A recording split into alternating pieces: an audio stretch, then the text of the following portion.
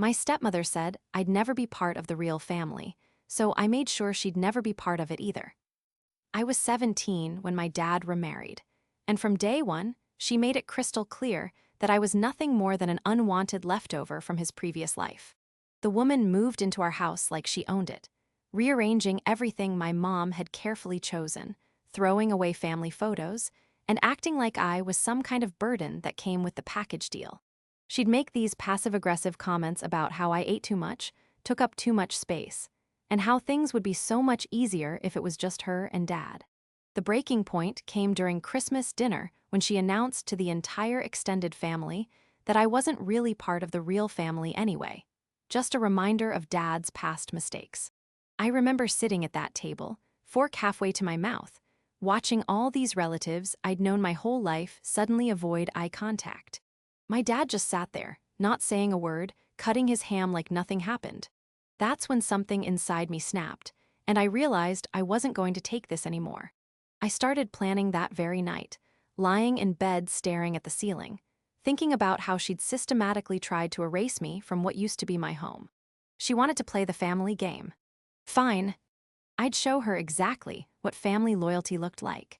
The weeks following that Christmas dinner felt like living in a war zone where only one side knew they were fighting. She continued her campaign of making me feel invisible, commenting on how much food I consumed, how loud I walked up the stairs, how my music was always too loud even when I wore headphones.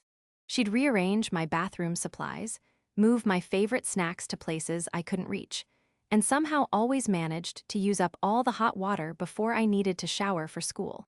Dad remained completely oblivious, too wrapped up in his new marriage to notice how miserable his only daughter had become. I started keeping a detailed journal of every slight, every cruel comment, every way she tried to make me feel unwelcome in my own home. Writing it all down made me realize just how calculated her behavior was. She wasn't just being thoughtless or adjusting to a new living situation. She was actively trying to drive me away. The pattern became clear when I tracked her actions over several weeks.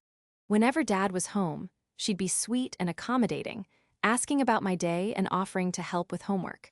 The moment he left for work or went out with friends, she'd transform into someone completely different. My first move was subtle but devastating. I started documenting everything she did wrong around the house.